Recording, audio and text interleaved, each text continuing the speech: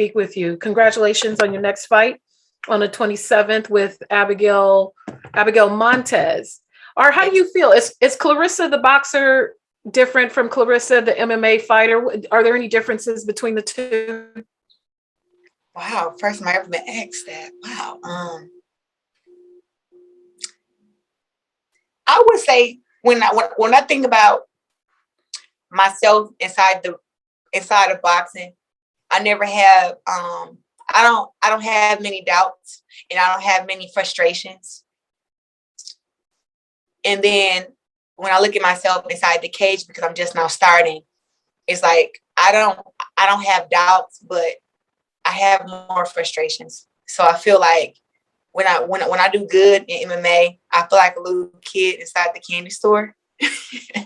And then when I do good in boxing, it's like, duh, you're the GOAT. That's what you're supposed to do. So it's kind of like I just accept it more when it's in boxing. But when I'm in MMA and I'm doing it, it makes me feel like I've accomplished a lot. So to even be winning fights, to having any success in training and stuff like that, I feel like a little kid inside of a candy store. Mm-hmm. When I was reading your recent interview with MMA Junkie, and I liked how you discussed how if you would have known, you would have gone to MMA sooner. Yeah. And obviously there's a disparity in how it's promoted, and women are promoted differently in MMA than boxing. But with that, there are also the fans, and the fans seem to respect MMA fighters more than boxing fans. Mm-hmm. What do you think the MMA fans have figured out that boxing fans haven't?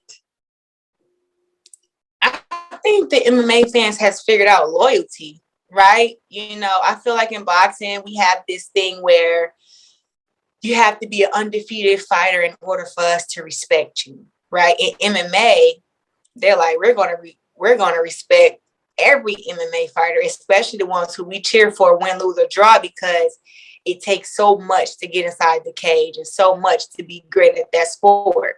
But same thing with boxing. It takes a lot to be great at boxing too. But I feel like the boxing fans are just like, if you're not undefeated or you have all these losses, then they don't respect you as being the great that you are. If you have one bad night, we watched Anthony Joshua be, damn near undisputed, unified champion, have all the belts. Well, have 3 of the 4 belts. And, you know, he lost to Andy Ruiz. And to see how even I feel like the UK boxing fans are some of the most loyal fans to their fighters. And they all kind of flipped on AJ, you know, and were saying things like, oh, he's not as good as everybody think. He fights like an amateur. He got too much muscle. They were saying all this mean stuff about him. And he was like, but nobody was saying that mean stuff when he was knocking all the good guys out.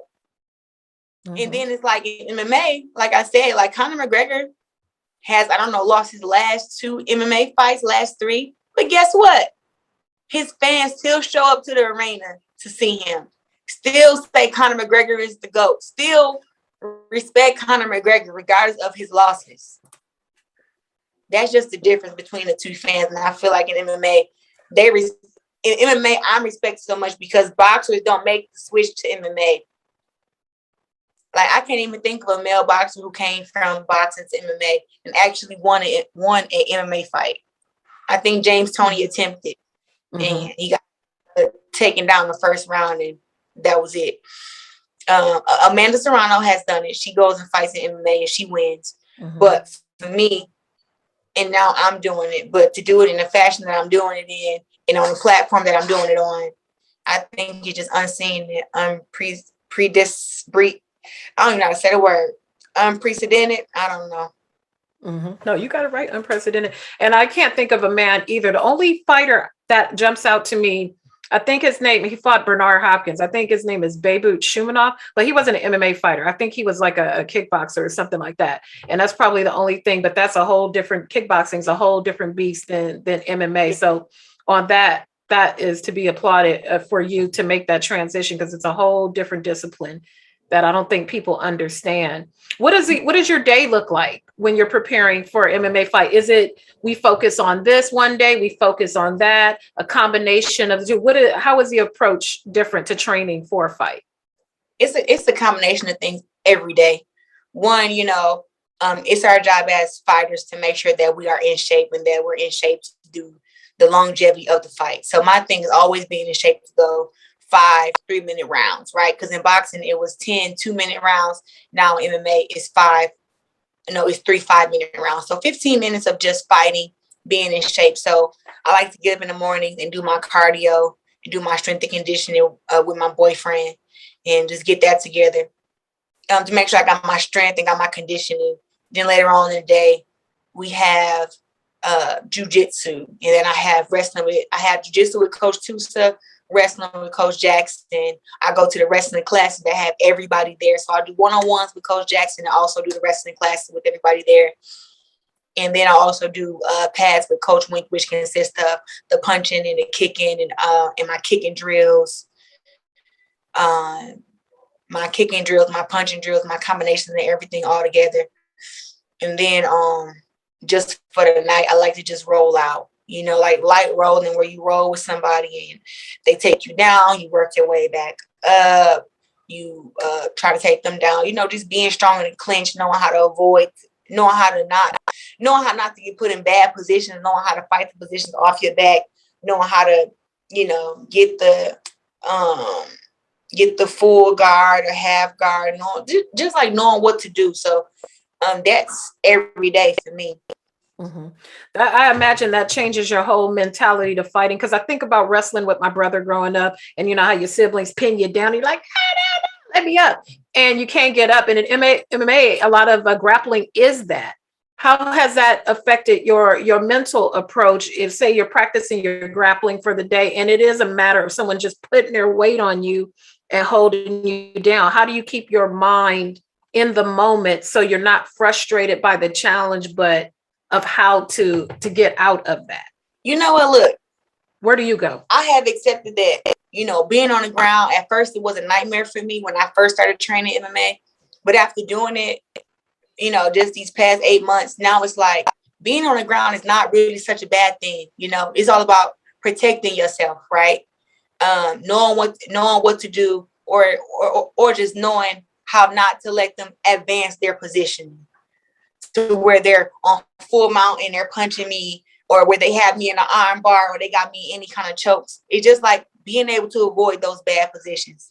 So I don't get freaked out by being on the ground. Like, the best thing to do is stay calm so you can figure out what they're doing and fight the hands and fight the elbows, fight the frames, and finally figure out how to get up. So that's my mindset. But I'm not afraid to go to the ground. You can take me down and they may give you 1 point for that, but it's like much more to be done on the ground than just taking me down. Like, you got to take me down, you got to punch me, you got to hurt me down there. And I haven't been hurt on the ground at all.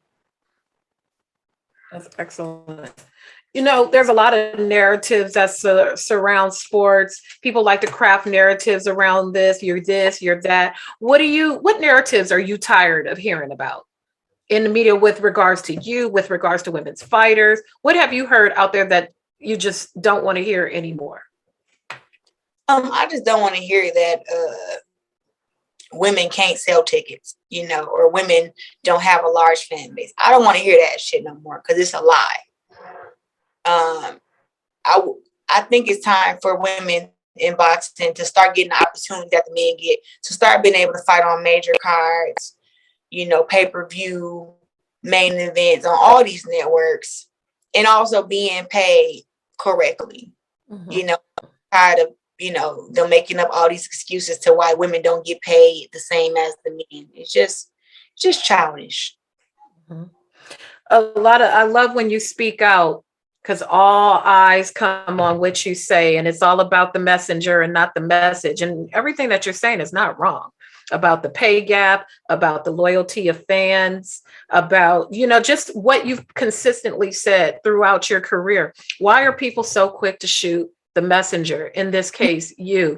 Because what you're saying is not wrong. I could pull in Floyd. Floyd could say the same thing, and people will be polarized by Floyd for other reasons, but the message itself, they'll listen to the message. Why do people want to shoot the messenger? I think people want to shoot me down because, one, I'm a confident female woman. Well, female fighter, sorry. Mm-hmm. I'm a confident female fighter. That's why they want to shoot me down. I'm also what they consider a cocky female Black fighter. And I think that when they hear their people just not used to hearing women speak out the way that I do, and I don't speak out, I don't yell, I don't scream. I just deliver the message, right? Mm-hmm. And I deliver it with the intent to where, that it's serious and that I believe it's the truth. And I also have done my homework to where a lot of stuff that I say is facts, right? So I think people like to dismiss me because they really don't ever want to see women's boxing be on the same level as the men, because it's threatening to them as not just them being fighters, but it's threatening to male boxing fans because they feel like these other men that box make the men in the real world feel superior, right, to women. And that's where they got like, oh, men can beat up women and women can't beat up men, and women fighters can't beat up male fighters, and women fighters can't beat up regular guys. It just makes them feel like they're on a level of that when like the truth hurts. And the truth is, as much money as Jake Paul has been paid to fight, I should have been paid 10 times more than him, because if me and him was to ever fight, I would beat him in a fight. People get mad when I say that because he's a man and he's stronger than you. He might be stronger, but when has the strongest person in boxing won the boxing match just because they were stronger? You got to have speed, power, skills. You got to have a brain. You know what I'm saying? You got to have experience, and that I hold over Jake Paul. And I think that when I speak of these things, and when I speak these things, I think that men get intimidated because they know it's true. And so they want to shoot the messenger, but they get mad because I'm not the only one in the world who recognize facts. Mm-hmm. We see battle of the sexes matches in other sports. Do you think it's possible? Can it happen? Give me 1 second. Mm-hmm. Oh, no problem.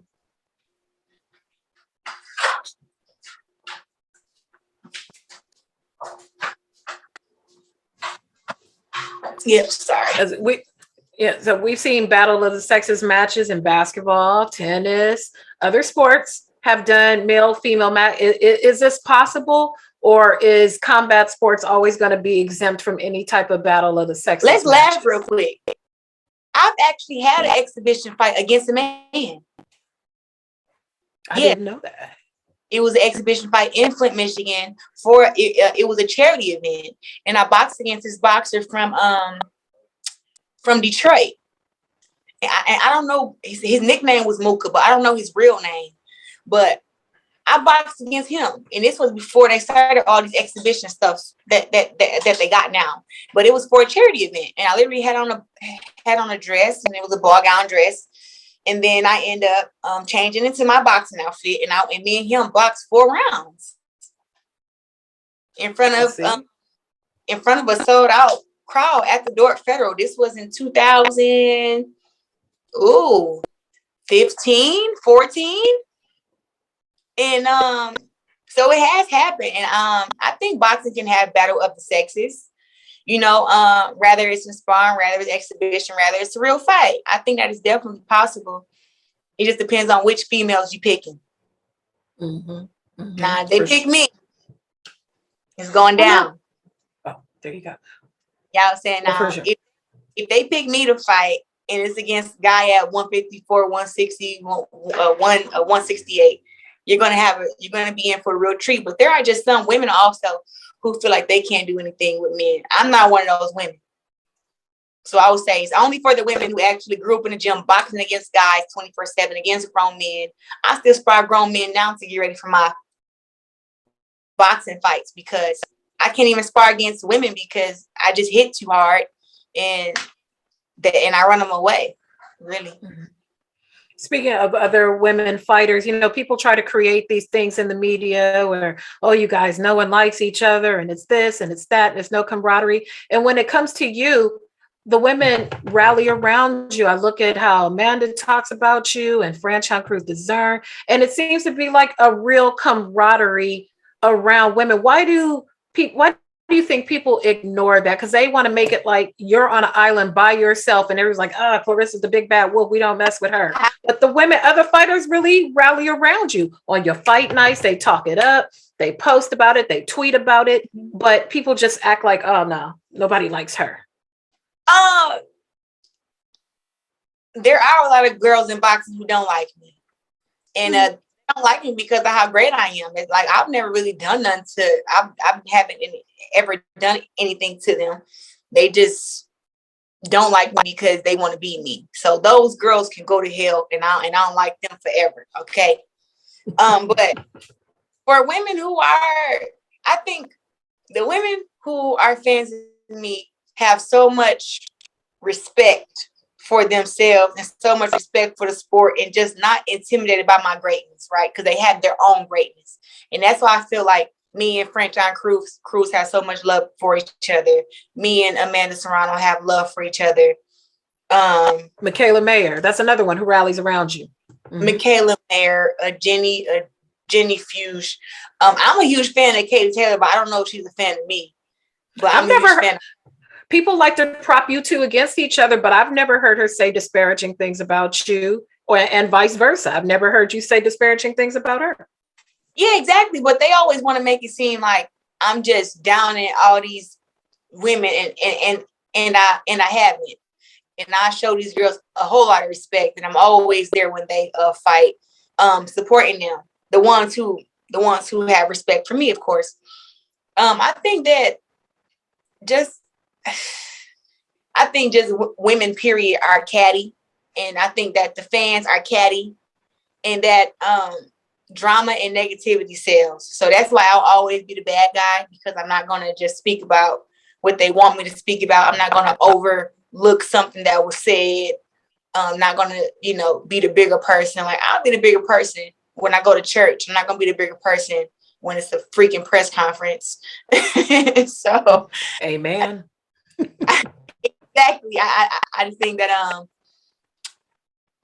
I don't know. I think women are just catty, and the ones who have their own greatness can respect my greatness and know that we can all rally together instead of just always being against each other. Mm-hmm.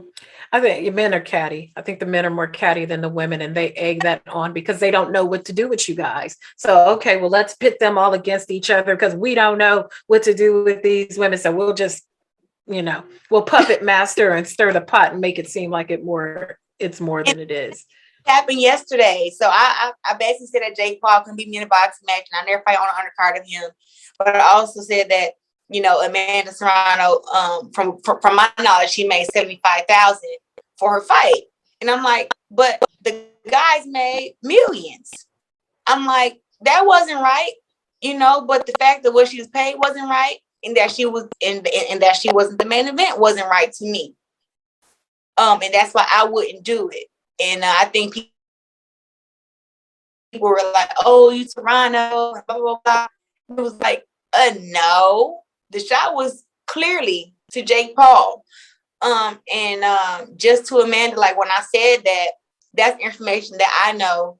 And it was more of like, if she did get paid $75,000 or $100,000 or $200,000, whatever it was, she still deserves more. That's the thing. It's like, yeah, you're getting paid a lot of money, or more than the other women fighters, but there is work to be done. I got paid $350K for my last fight with Showtime, but guess what? It's more work to be done. That's not going to be the peak for women's boxing. We got work to do. And the fact that Jake Paul can go in there and make $2, $3, $4 million, and she getting 200 or 75, whatever it was, it's like, no, she's a 7-time division world champion. I'm a 3-time division world champion. Like, and a no. 2-time Olympian. Yeah, all that. We should never fight on the card of a Jake Paul, but I understand her positioning. Like, I think it's great for her. Mm-hmm. It just wouldn't be the same for me. That's all. As you say that number that you got paid for Showtime, $350K. If you were in the NBA, if you were a man in the NBA and you never got off the bench, that is the minimum salary for a player in the MMA, and they never even have to play a game. $350K, if I'm not mistaken. Never have to play. Not once. Not once. Well, I have one more question for you, ma'am, because I was particularly excited about this. I saw it in Variety about the Flint Strong film and that Ryan Destiny was cast. I was next to Ryan Destiny on Magic Mountain recently, and it didn't click to me who she was until later, and I saw who she was with. I was like, oh, wait, because I would have asked her about that. How is that going? How are the people of Flint doing? Are we getting some progress with the water there? Because I don't want that to ever, ever, ever be forgotten. What's happening to the residents there? Where is the city at with that, if you know? And where is your project going with that? Because I know COVID kind of derailed a whole lot of things for a whole lot of people. Yep. So the first question I'll answer is Flint is striving. Flint is a very resilient city. Even with the water crisis, they've been making a way to get through it. Thanks to everybody who continues to send water and pallets of water to Flint. But Flint is definitely still just a surviving city. And I think that it's getting better, but we still need the pipes fixed. And that's not fixed in all the neighborhoods yet. Mm-hmm. But the city got some great people. And they're not letting the water crisis stop them from doing anything. I'll just say that. Now, as far as in the Flint Strong movie, the movie is going very, very well. I believe that they're almost done shooting. Ice Cube is playing my coach, Jason Crutchfield. Ryan Destiny is playing me. We got some other stars who will be in the movie. Barry Jenkins is the writer for the movie, and he had got an award. I'm trying to think about what it was. I think it was. I have it right here on my desk. Underground Railroad. Yeah, he had got but what was the award?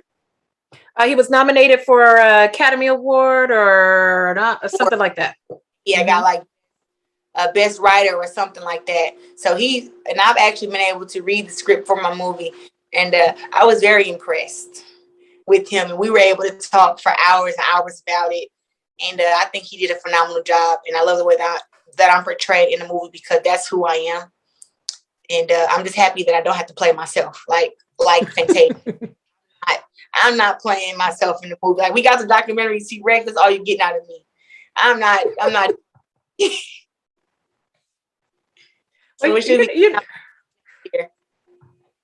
Well, that's amazing. Well, Ms. Shields, I am a fan of yours. I enjoy what you do. Please keep doing what you are doing. You are making a lot of people proud, a lot of Black women, a lot of Black children proud to see you continue to elevate. So thank you for your time. I appreciate talking to you.